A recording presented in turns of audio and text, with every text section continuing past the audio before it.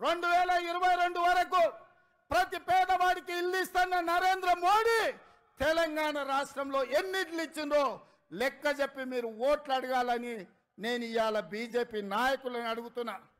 ఇవాళ నరేంద్ర మోడీ గారు మతాల మధ్యన చిచ్చు, ప్రాంతాల మధ్యన చిచ్చు, భాషల మధ్యన చిచ్చు, ఇవాళ వరకు చిచ్చు పెట్టి విభజించి ఇప్పటి వరకు అధికారం నిలబెట్టుకున్నాడు.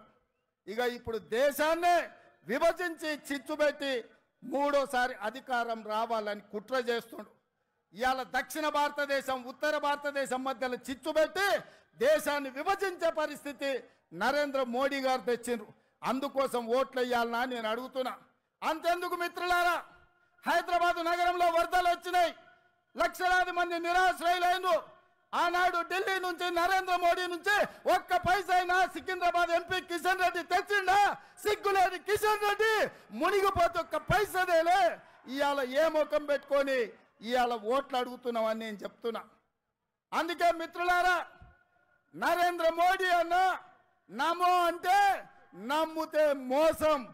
10 ఏళ్ళు ప్రధానమంత్రిగా ఉన్నాడు, ఇవాళ మళ్ళీ ఓటేయమంటుండు. బీజేపీకి ఓటేస్తే ఆయన మన చంద్రమండలానికి రాజవుతాడా? 10 ఏళ్ళు ప్రధానమంత్రిగా ఉండి పాలమూరు రంగారెడ్డి ఎత్తిపోతల జాతీయ ప్రాజెక్ట్ ఇవ్వలే, ఐటీఐఆర్ కారిడార్ ఇవ్వలే, విశాఖ మనకు బయ్యారం ఉక్కు కర్మాగారం ఇవ్వలే, రైల్వే కోచ్ ఫ్యాక్టరీ ఇవ్వలే, గిరిజన యూనివర్సిటీ నిన్నగాక మన్నిచ్చిండు. 10 ఏళ్ళు అయింది. రాష్ట్ర పునర్విభజన చట్టంలో కాంగ్రెస్ పార్టీ ఇచ్చిన హామీలు ఏవి అమలు చేయలే. 7 మండలాలను ఆంధ్రప్రదేశ్కు తాకట్టు పెట్టిండు. అందుకే మిత్రులారా, నరేంద్ర మోడీ భారతీయ జనతా పార్టీని ఏ విధంగా అయితే బీఆర్ఎస్ను బొంద పెట్టిండ్రో బీజేపీని కూడా బొంద పెట్టే వరకు మనము నిద్రపోవద్దు. ఇదే పట్టుదలతోని, ఇదే పోరాట స్ఫూర్తితోని బీజేపీని ఓడించాలి.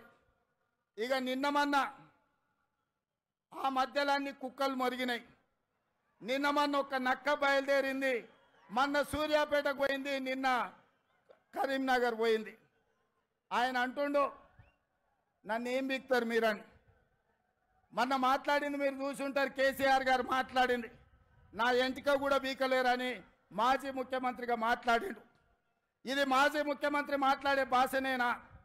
భాష గురించి, భావం గురించి, ప్రజా సమస్యల గురించి మాట్లాడే చంద్రశేఖర్ రావు 10 సంవత్సరాలు ఈ తెలంగాణ రాష్ట్రంని పట్టి పీడించి వేధించి దోసుకొని దోపిడి దొంగలాక అడవి పందుల్లాక తెలంగాణ రాష్ట్రాన్ని సర్వనాశనం చేసి 10 సంవత్సరాలలో 100 సంవత్సరాల విధ్వంసం చేసినావు. ఇవాళ మమ్మల్ని ఎంటిక బీకలేరంటావా? మా కాంగ్రెస్ పార్టీ కార్యకర్తలు అనుకుంటే నీ ముడ్డి మీద డ్రాయర్ కూడా ఉండదు పీకడం మొదలు పెడితే. బిడ్డ నువ్వు అనుకుంటున్నావేమో కాలు ఇరిగిందని, లేకపోతే కట్టెపట్టుకొని నడుస్తున్నా అని, కూతురు జైలుకు పోయిందని, అధికారం కోల్పోయిందని. కొంతకాలం మేము సంయమనం పాటించినాం. ఏ మనిషికైనా కష్టం వచ్చినప్పుడు మేము మానవత్వంతో మీ గురించి మాట్లాడకుండా మర్యాద పూర్వకంగా వ్యవహరించినాం. ఇవాళ నువ్వు అనుకుంటున్నావు నువ్వు ఏది పడితే అది మాట్లాడితే చూస్తూ ఊరుకుంటామని. చూస్తూ ఊరుకునేటోడు ఎవరు లేరు. నేను పెద్దలు జానారెడ్డి గారి లాగా కాదు, నేను రేవంత్ రెడ్డిని బిడ్డ.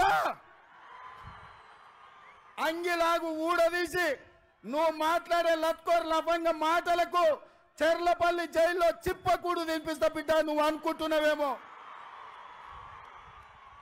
ఆనాడు చెప్పినా ఈనాడు చెప్తున్నా, నువ్వు పేదలకు డబుల్ బెడ్రూమ్ ఇల్లు కట్టియలే, నేను మాత్రం నీకు తప్పకుండా డబుల్ బెడ్రూమ్ ఇల్లు కట్టిస్తా చెర్లపల్లి జైల్లో.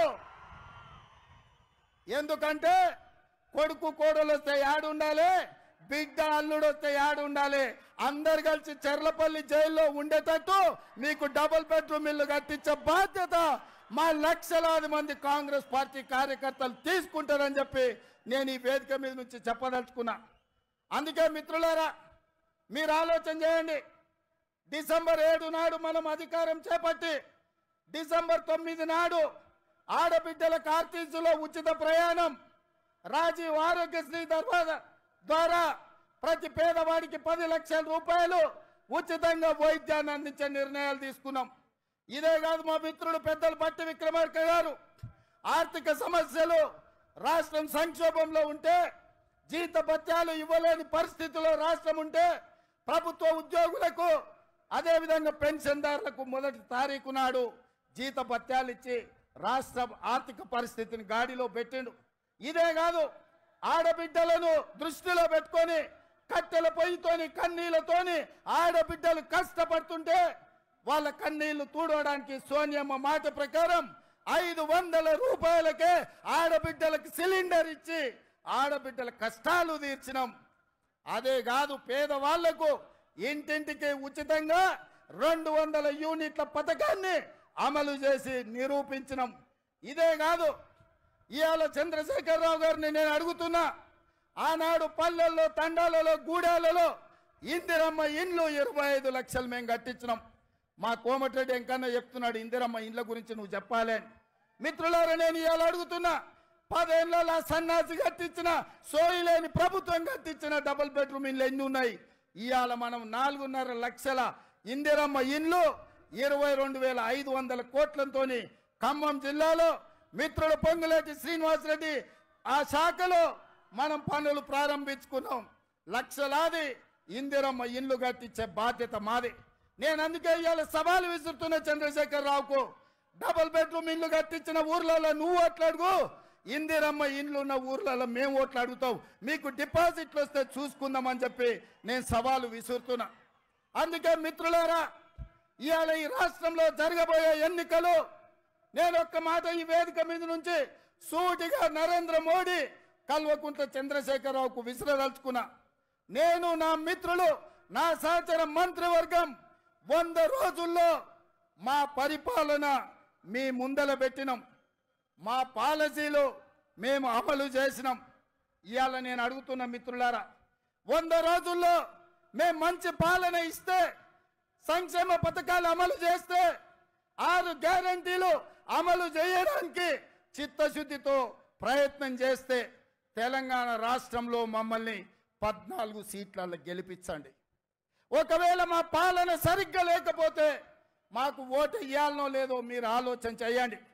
మేము ఈరోజు నిజాయితీగా కడుపు కట్టుకొని కష్టపడి రోజుకు 18 గంటలు నిరంతరం కష్టపడి ఇవాళ 6 గ్యారెంటీలను అమలు చేసి ఇవాళ మీ ముందుకు వచ్చినాం.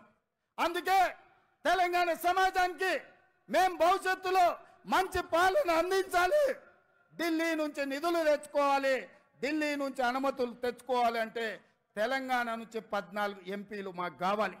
ఇవాళ రాహుల్ గాంధీ గారిని ఈ దేశానికి ప్రధానమంత్రిని చేయాలి అంటే తెలంగాణ రాష్ట్రం ఇచ్చిన సోనియమ్మ బిడ్డ.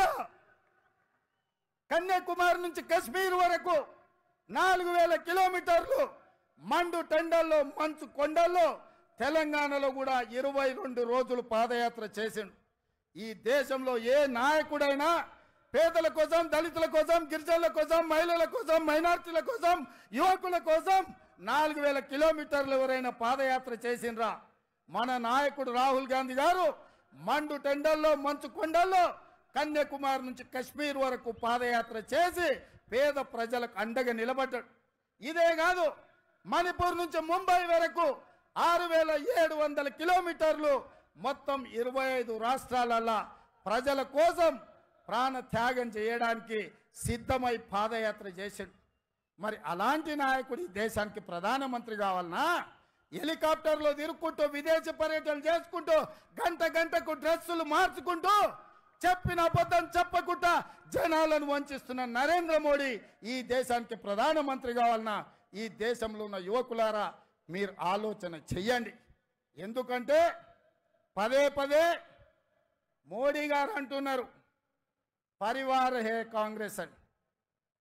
भैया राहुल भैया, मैं एक बात साफ मैं कहना चाहता हूं, आने वाले चुनाव नहीं है, ये लड़ाई है।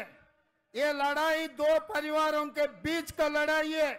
एक परिवार नरेंद्र मोदी परिवार, दूसरे परिवार गांधी परिवार।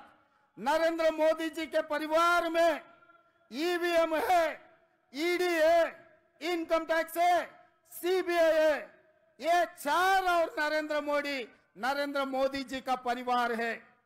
हमारी परिवार शहीद हुए इंदिरा जी हमारे परिवार, शहीद हुए राजीव गांधी जी हमारे परिवार, जो प्रधानमंत्री राष्ट्रपति पदवी त्याग किए वीर वनिता सोनिया जी हमारी परिवार, देश के लिए जान का कुर्बानी देने के लिए तैयार हो गए राहुल जी हमारे परिवार, प्रियंका जी हमारे परिवार, लाखों करोड़ों कांग्रेस पार्टी कार्यकर्ता इस देश में देशभक्ति जितने लोगों को है सब हमारी परिवार।